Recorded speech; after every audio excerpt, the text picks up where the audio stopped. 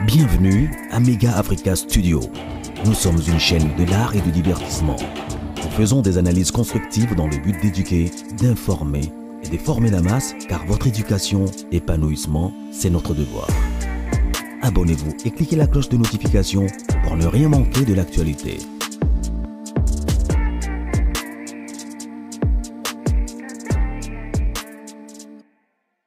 Amis fidèles de Mega Africa Studio, je vous dis bonjour, bonsoir. Ça dépend l'heure à laquelle vous allez me capter. Voilà, merci na fidélité nabino, merci na confiance nabino bo pesaka na Mega Africa Studio et bisope tozawana pour nabino. Comme je l'ai toujours dit, à chaque fois qu'il y a l'information, nous allons venir vous informer. Nous sommes là pour vous et si vous n'êtes pas encore abonné, je vous prie déjà de vous abonner, de cliquer la cloche de notification, d'aimer la vidéo et n'oubliez pas de partager. Si vous avez besoin de publicité, besoin de collaboration, Tolobela Produit Nabino, n'hésitez pas à nous contacter. Le numéro est affiché au bas de l'écran. On va vous faire un bon travail. Merci pour votre fidélité, merci pour vos messages d'encouragement. Nous allons toujours faire des efforts de pouvoir vous servir à temps réel. Voilà. Les loto na discours, il y a président honoraire Joseph Kabila. Sa sortie médiatique, n'a retiré la bino intégralité. Nous allons suivre ensemble et analyser, même dans la prochaine vidéo Nabiso. Pourquoi seulement maintenant? Et pourquoi cette sortie médiatique?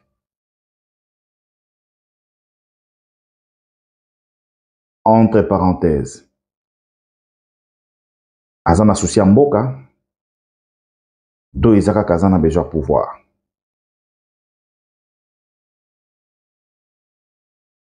Je ne vais pas faire beaucoup de commentaires là-dessus parce qu'il y a beaucoup de points dont il a suscité dans son discours par rapport au gouvernement en place. Il a-t-il raison? Il a tort? Écrivez-nous dans les commentaires. Mais, selon Bino Nangai Bisognos, est-ce que le gouvernement en place est amboli malamu?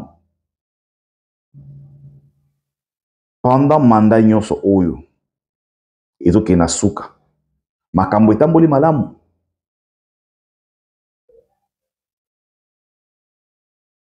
Mboka eza na esengo, économie eza malamu. Et pourquoi seulement maintenant Kabila sort de son silence pour venir s'adresser à la nation? Qu'est-ce qu'il a constaté? Qu'est-ce qu'il a vu? Pourquoi seulement maintenant? Et peut-on comparer le mandat de Kabila avec le mandat de Tshisekedi?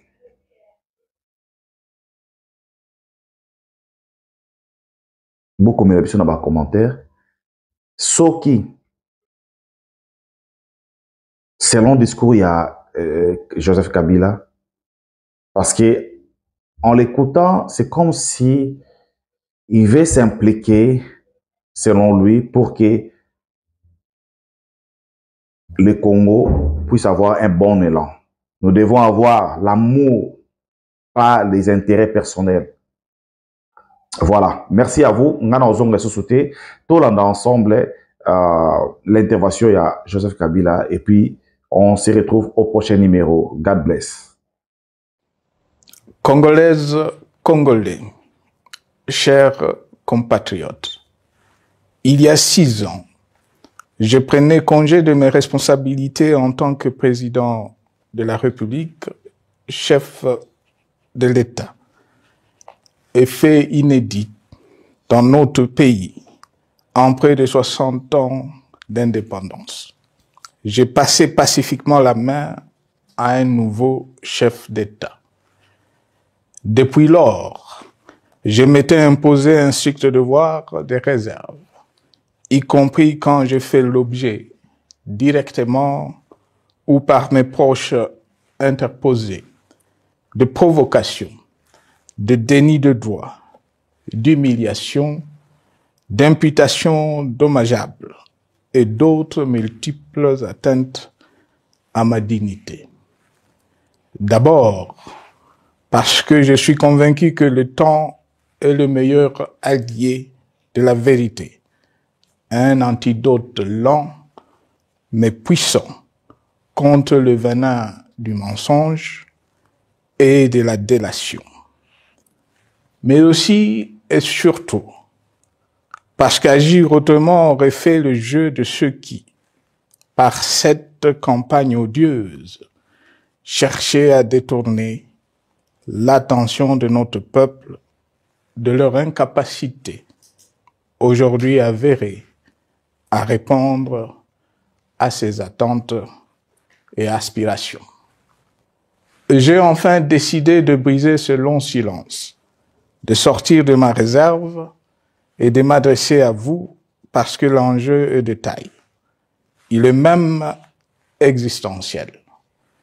Non pas pour ma famille politique ou biologique, moins encore pour ma modeste personne, mais plutôt pour la nation congolaise et pour l'avenir de notre cher et beau pays.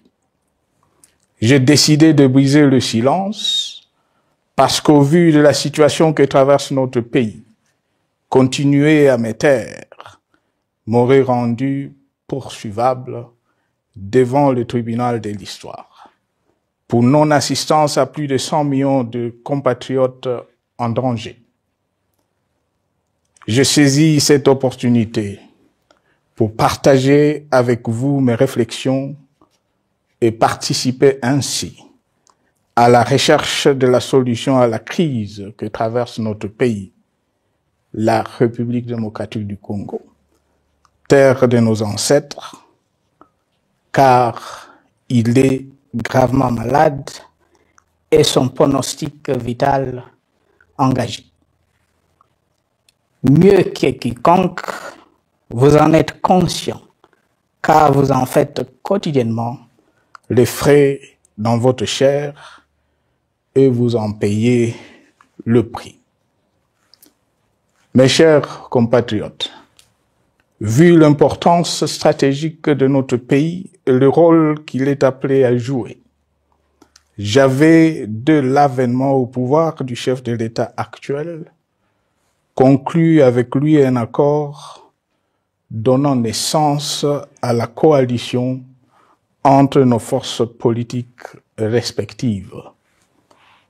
À propos de cet accord, beaucoup de contre-vérités ont été dites, y compris, fort malheureusement, par celui qui est censé connaître la vérité, parce qu'en étant l'un de deux principaux signataires. En attendant qu'au moment opportun, la vérité soit rétablie, preuve irréfutable à l'appui, permettez-moi pour l'instant d'affirmer qu'en ce qui me concerne, la conclusion de cet accord n'avait pour seule motivation que l'intérêt supérieur de la nation.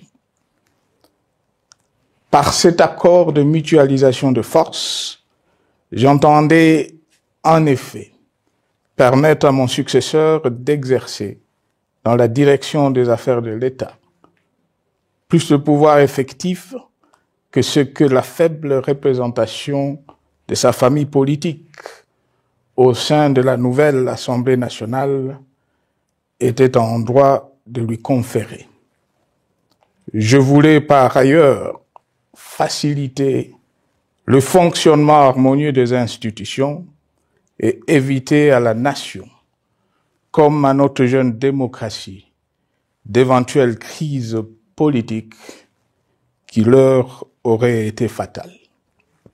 Cette première alternance pacifique et civilisée à la tête du pays avait suscité d'autant plus d'espoir qu'en janvier 2019, notre pays s'est trouvé en bien meilleur état qu'au moment de ma propre accession à la magistrature suprême en janvier 2001. Alors que j'avais trouvé un pays au bord de l'implosion, miné par une longue dictature et des guerres, sans institutions républicaines, économiquement en faillite et socialement déchiré. Bref, un pays dont l'incertitude de lendemain menaçait la stabilité de toute la région. Le 24 janvier 2019, j'avais en effet légué un bien meilleur héritage à mon successeur, à savoir un pays réunifié, largement pacifié et dont les limites territoriales correspondaient exactement à celles qu'elles étaient au 30 juin 1960. Une nation reconstituée, réconciliée et fière de sa diversité. Un État doté d'une constitution progressiste et des institutions fonctionnant harmonieusement.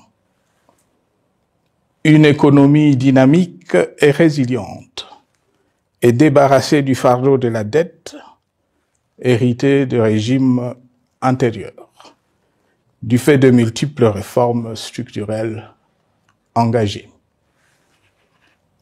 Une armée nationale républicaine de plus en plus professionnelle et capable de relever le défi de la défense de l'intégrité du territoire national.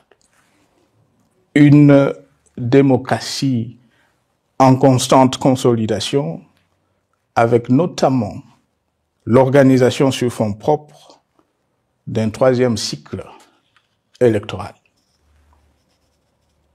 Le cœur serré, je constate qu'à peine 6 ans après, ce bel héritage en indivision, légué à l'ensemble de notre peuple, a été complètement dilapidé par celui qui en avait reçu la garde.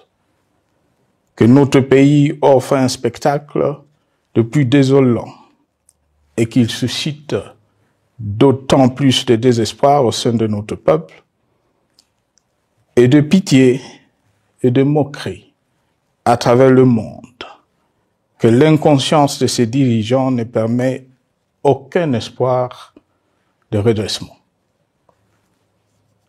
Cette détérioration rapide de la situation générale du pays est principalement due à l'inverse du pouvoir sans limite. Le nouveau dirigeant s'illustre en effet par une série de remises en cause, reniements et violations intentionnelles de la Constitution, avec en toile de fond la volonté irrésistible de concentrer tout le pouvoir entre les mains d'un seul homme, au mépris du pacte qui cimentait la cohésion de notre peuple. Le premier acte de remise en question de ce pacte républicain, véritable socle de stabilité et de cohésion nationale, a consisté à violer délibérément la Constitution et les lois pertinentes lors du premier remaniement de la Cour constitutionnelle par le président de la République. La violation de ce texte juridique, fondement de tout état de droit, pour de simples raisons de confort politique, est devenue depuis lors une marque distinctive de la gouvernance de notre pays. Dans le même esprit, en décembre 2020, il fut organisé un coup d'État institutionnel à la suite du renversement en pleine mandature d'une majorité parlementaire, pourtant dévolu par le peuple souverain, ainsi que le gouvernement qui en était issu. S'en sont ainsi suivis la nomination illégale de membres de la Commission électorale nationale indépendante, ainsi que le simulacre des élections de décembre 2023, organisées en violation du cadre juridique et de normes internationales pertinentes, qui, par une ampleur sans précédent de la fraude, ont amplifié l'illégitimité des institutions et de leurs animateurs. Le coup de grâce a été donné par l'annonce du projet de changement de la Constitution, un projet dont la réalisation liquiderait totalement le consensus national de Sun City. Les conséquences négatives de cette gouvernance non orthodoxe sont pour le moins stupéfiantes. Le pays est ainsi devenu un espace de non-droit. La République a cessé d'être démocratique et la volonté du chef de l'État tient désormais lieu de loi suprême, supplantant la Constitution et les lois. En revanche, érigé en politique du gouvernement, le populisme et la démagogie, le mensonge et l'arrogance, la discrimination et la stigmatisation de certaines composantes de notre peuple, l'institutionnalisation du tribalisme et du népotisme, l'opposition de communautés nationales les unes aux autres, le discours de haine et l'injustice ainsi que l'impunité ont d'autant plus aisément détruit la cohésion nationale et le vivre ensemble que l'opulence outrancière et le non-respect de la parole donnée sont les maîtres mots de la classe politique au pouvoir. Ce qui a rendu le pays fragile et donc vulnérable. Plus grave, le repli identitaire, dangereux pour l'édification de toute nation, a refait surface, avec ses vieux démons dont l'intolérance et la division est circonstance aggravante. Cela est non seulement toléré et impuni, mais aussi et surtout véhiculé et financé par les tenants du pouvoir. Face à cette dérive, le Parlement a abdiqué de sa mission constitutionnelle de contre-pouvoir. Il a ainsi cessé d'être le temple de la démocratie, le lieu par excellence de l'expression législative et la volonté du souverain primaire, pour ne plus être qu'une chambre d'enregistrement de la volonté d'une seule personne. Quant à la justice, garante constitutionnelle des libertés publiques et du socle de valeurs, qui structure notre identité et forge notre unité, elle a complètement démissionné de ses responsabilités, se laissant ouvertement instrumentaliser à des fins politiques. Elle n'est donc plus qu'un instrument d'oppression d'une dictature qui tente désespérément de survivre à contre-courant de l'histoire, par la terreur et l'imposition de la pensée unique. Rôle peu louable qu'elle partage avec les milices tribales, ainsi que la police et le service de renseignement, eux aussi détournés de leur noble mission de protection des citoyens et de sécurisation de l'État. Sur le plan économique, la situation est de plus inquiétante. Malgré l'augmentation des recettes publiques, essentiellement due à l'arrivée à maturité de toutes les réformes courageusement votées de 2002 à 2018, notamment le nouveau code minier, forestier, des hydrocarbures, des assurances et de la sous-traitance, et un niveau d'aide financière accru de la part des institutions de Bretton Woods. Aucun investissement n'a été réalisé pour doter le pays d'infrastructures modernes, soutenir de réformes structurelles et stimuler la croissance. Par contre, l'inflation et la dépréciation monétaire, jadis vaincues, sont de retour. La corruption et le détournement de deniers publics ont atteint un niveau inédit. Et l'endettement public que nous avions maîtrisé de 2010 a de nouveau grimpé en flèche, dépassant la barre des 10 milliards de dollars et suscitant des inquiétudes légitimes quant à la solvabilité à moyen et long terme du pays. Les conséquences sur le plan social sont aussi dramatiques. Aggravation du chômage, accumulation des arriérés des salaires des agents de l'État, baisse drastique du niveau de vie de la population et recrudescence du banditisme urbain, de l'exode rural et de la famine dans un nombre croissant de provinces. Les Congolais sont désormais en proie à une véritable angoisse existentielle. Parmi les victimes résignées de ce gâchis se trouve en bonne place notre jeunesse, qui a été pourtant de tout le combat démocratique et qui a beaucoup cru aux vertus de l'alternance pacifique. Aujourd'hui, sans repère ni perspective sérieuse du lendemain, et se sont abandonnés, laissés à la merci des entrepreneurs de conflits et de vendeurs d'illusions de tous bords.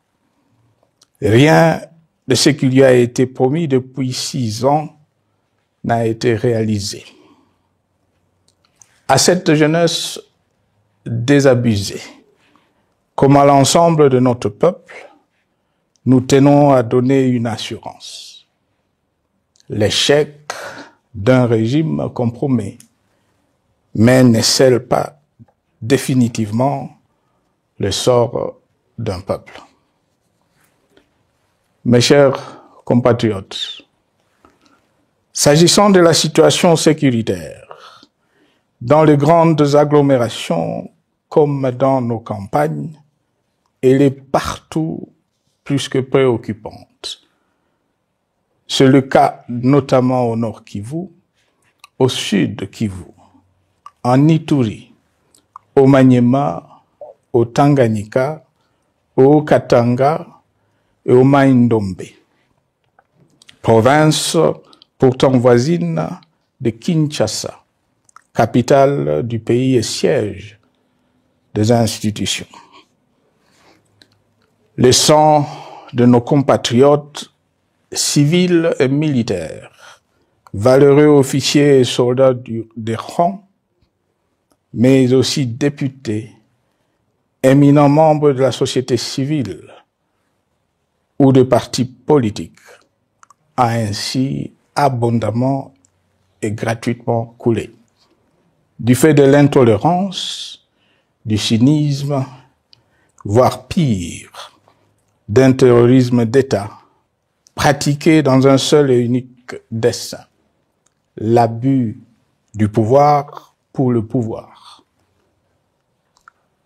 C'est le cas entre autres, de sang de plusieurs centaines de détenus du centre pénitentiaire de rééducation de Makala, sauvagement abattus dans la nuit du 1er au 2 septembre 2024, victimes sans défense d'un crime incontestable contre l'humanité, à ce jour resté impuni.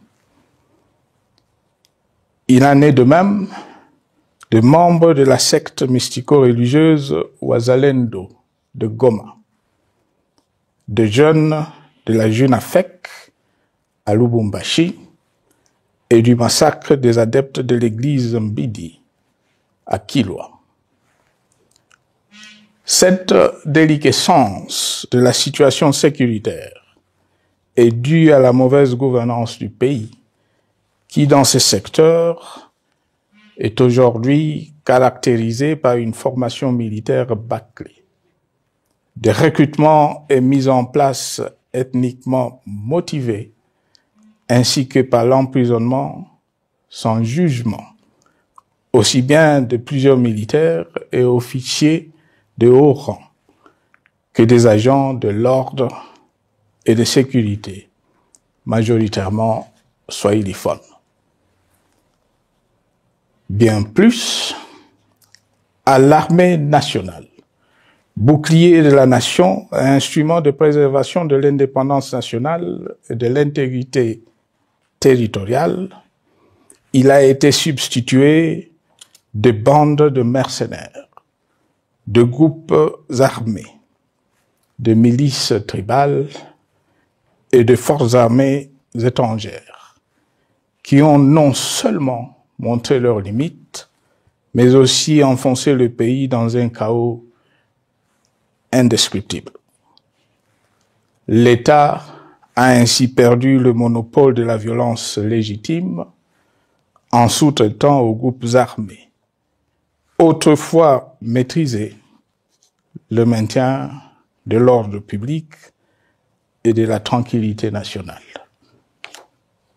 Et comme si cela ne suffisait pas, l'armée nationale est vilipendée, conspuée et tournée en dérision par les autorités qui n'assument jamais rien alors qu'elles sont censées veiller à sa consolidation et à sa respectabilité. Pour les avoir formés, commandés et conduits au front, je connais nos soldats, bouc émissaires aujourd'hui de toutes les contre-performances enregistrées sur les champs de bataille. Ils ne sont pourtant pas intrinsèquement moins bons, moins nationalistes et moins loyaux. Ce qui a changé entre-temps, c'est la qualité du commandement et de leur prise en charge. Au niveau régional, le gouvernement a levé l'option désastreuse de se détourner de deux principaux instruments internationaux qui étaient à la base de l'architecture régionale de paix et de sécurité, laquelle avait permis la stabilité régionale que le président actuel avait trouvée lors de son accession au pouvoir, à savoir le pacte sur la sécurité, la stabilité et le développement dans la région de Grand Lac et l'accord cadre pour la paix, la sécurité et la coopération pour la République démocratique du Congo et la région.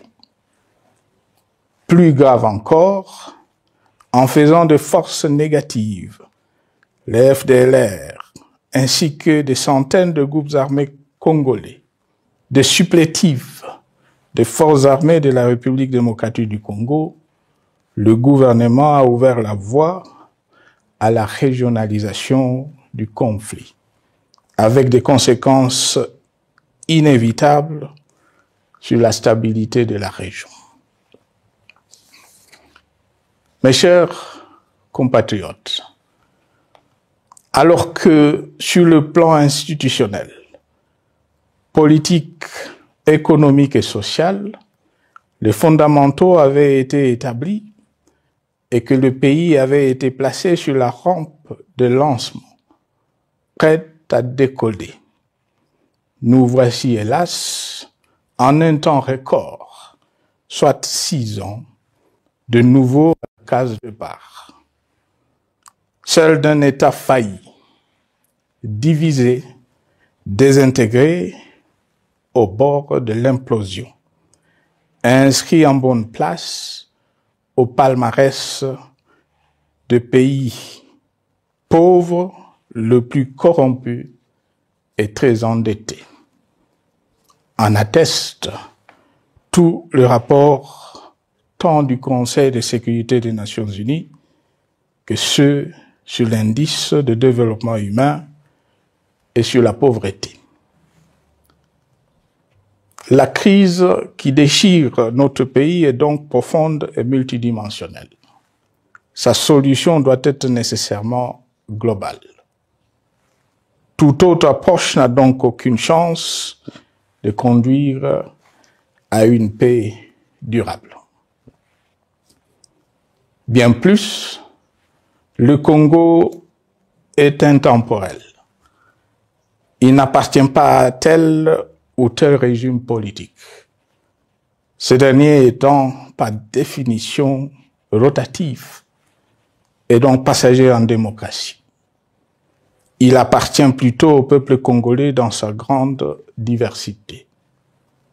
Ce qui est vrai du Congo l'est aussi des immenses ressources du sol et du sous-sol dont il regorge et qui sont essentielles à la croissance et au développement à l'échelle internationale.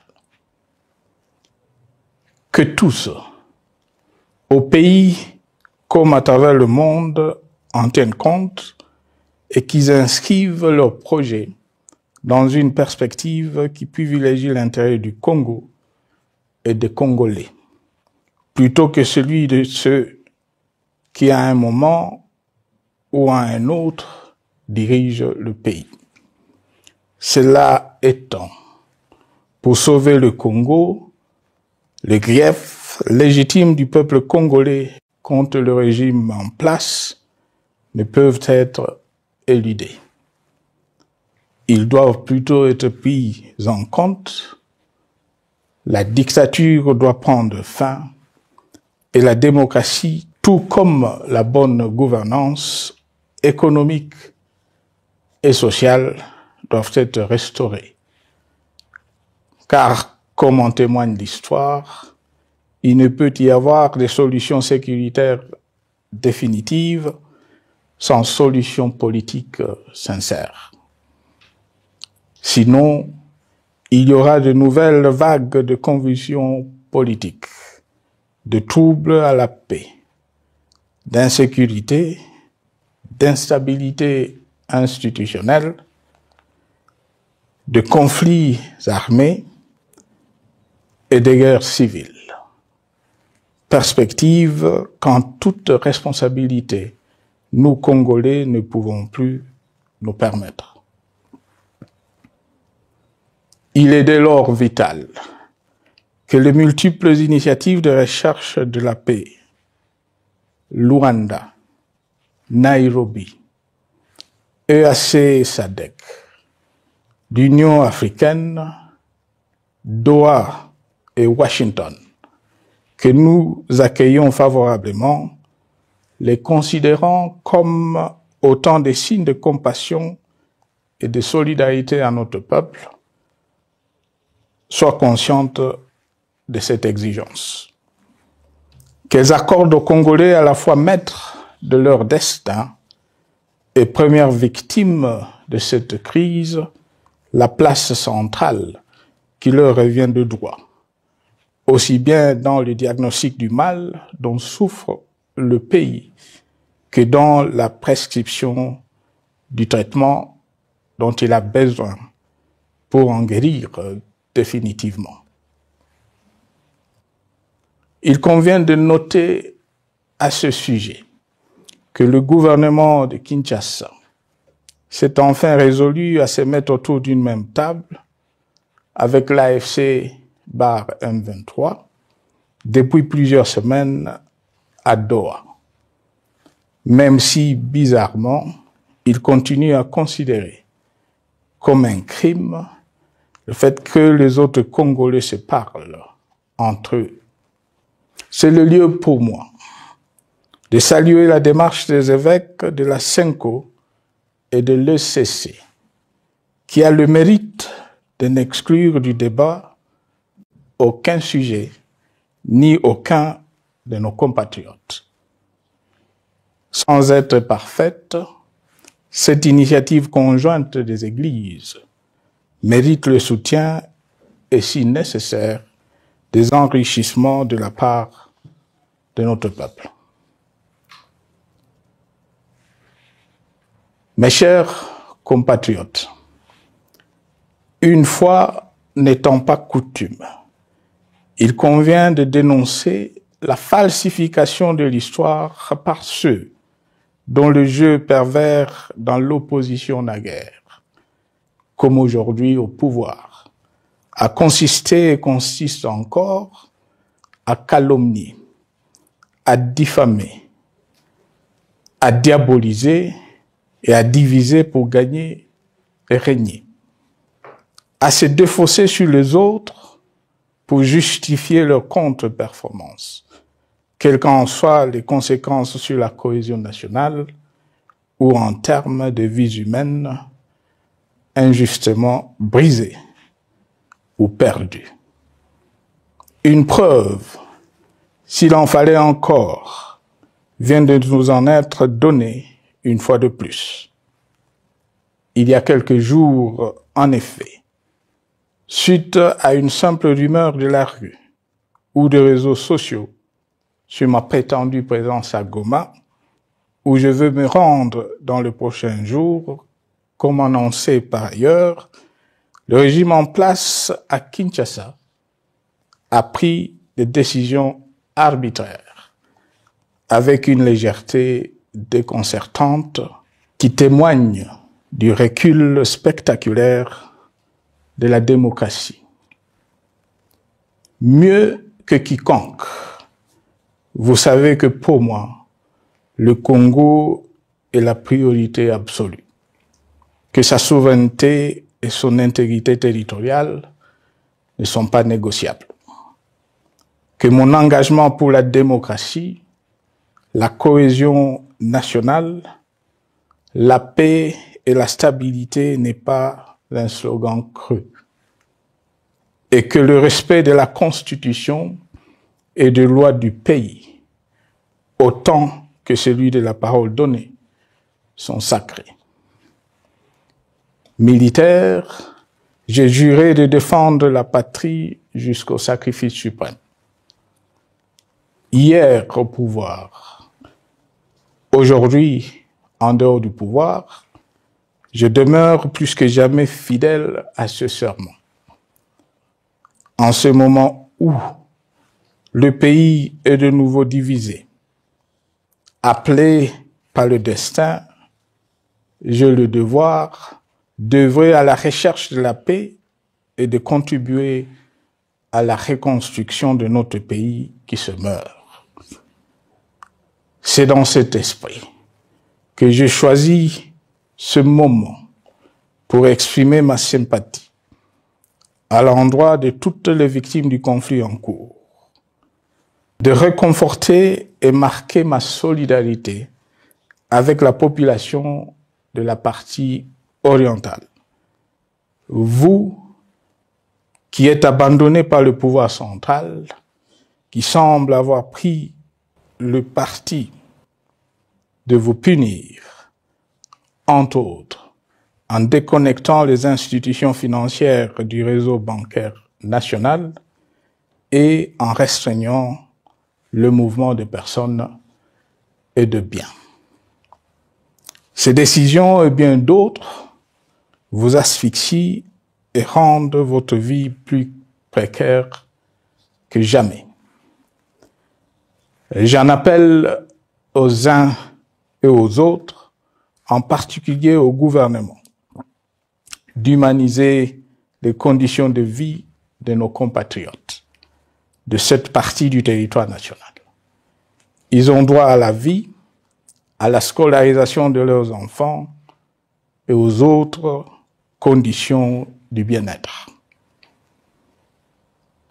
En entendant le rétablissement de l'autorité de l'État sur toute l'étendue du territoire national, j'invite les tenants du pouvoir à protéger la population. De même, l'armée, la justice, les autres structures en charge de l'ordre et de la sécurité doivent être véritablement au service de la population et répondre à ses aspirations.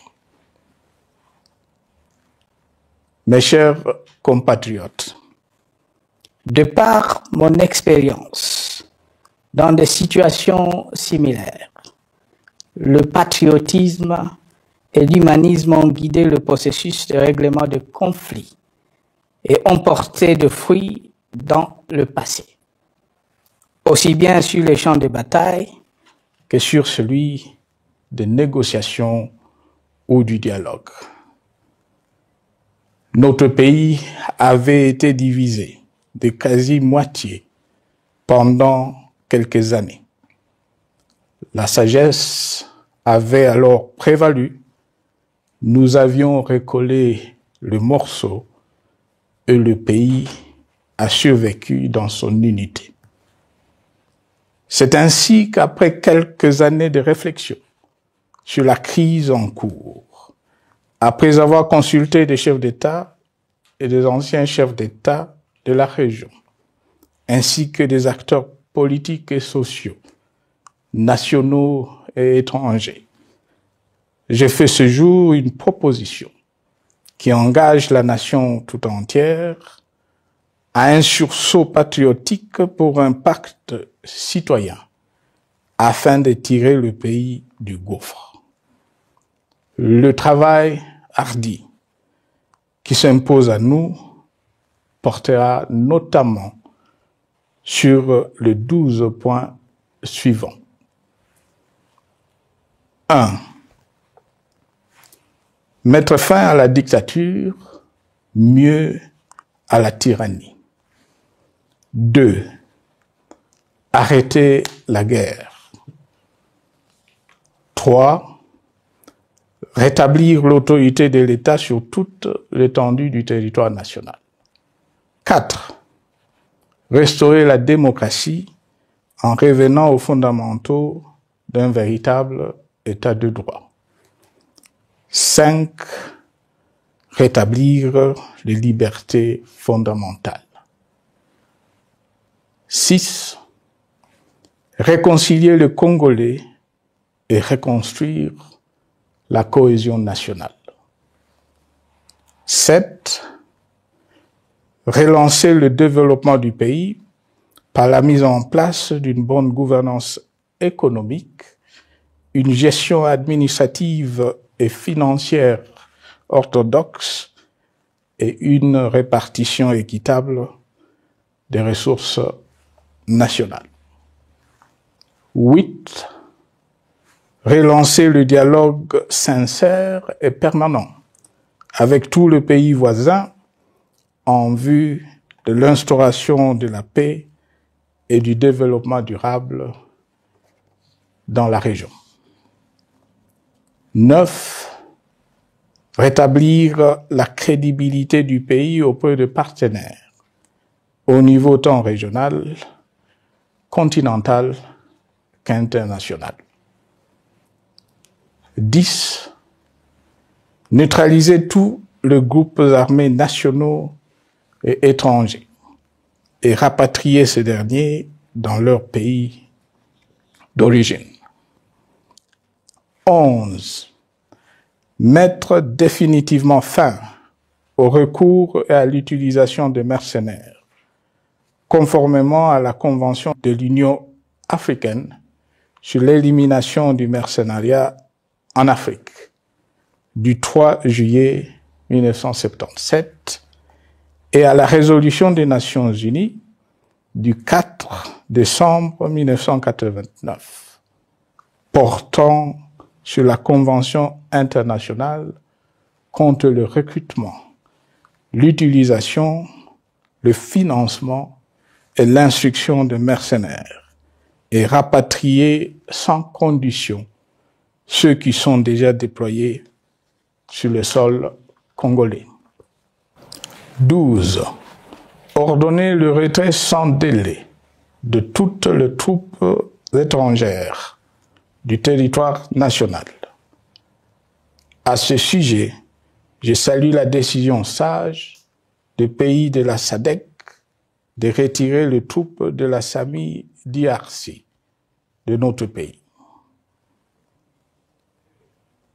Vu l'immensité de la tâche ainsi décrite, je lance un appel solennel à tous les Congolais, sans distinction de sexe, d'ethnie, d'âge, de classe sociale, de zone géographique ou d'appartenance politique, qui aiment passionnément le Congo, qui sont prêts à tous les sacrifices, qui adhèrent sans réserve au pacte républicain de Sun City et qui tiennent au respect de la Constitution du 18 février 2006, à se dire autour de ces objectifs. Il s'agit de la refondation de l'État et de l'édification d'un pays qui a perdu ses repères. Mobilisons-nous et mettons à profit tous les moyens à notre disposition pour restaurer l'unité nationale, sauver le Congo et préserver son indépendance. Car l'Afrique et le monde nous regardent. Mes chers compatriotes, le Congo vaut mieux que la caricature qu'en donnent ses dirigeants actuels. Le Congo mérite mieux que cette politique extérieure faite de jérémiades et de mendicité.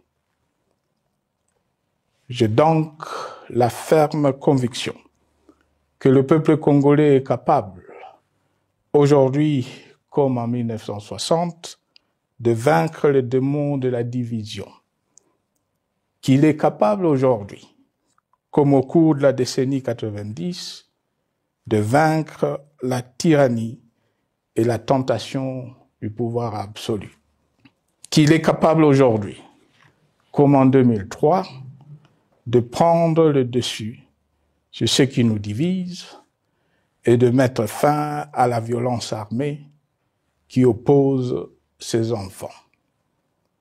Pour y parvenir, chacun doit jouer sa partition. Je m'engage à jouer la mienne. Que Dieu bénisse la République démocratique du Congo, qu'il bénisse individuellement chacun de vous. Je vous remercie. Bienvenue à Mega Africa Studio. Nous sommes une chaîne de l'art et du divertissement. Nous faisons des analyses constructives dans le but d'éduquer, d'informer et de former la masse, car votre éducation, épanouissement, c'est notre devoir. Abonnez-vous et cliquez la cloche de notification pour ne rien manquer de l'actualité.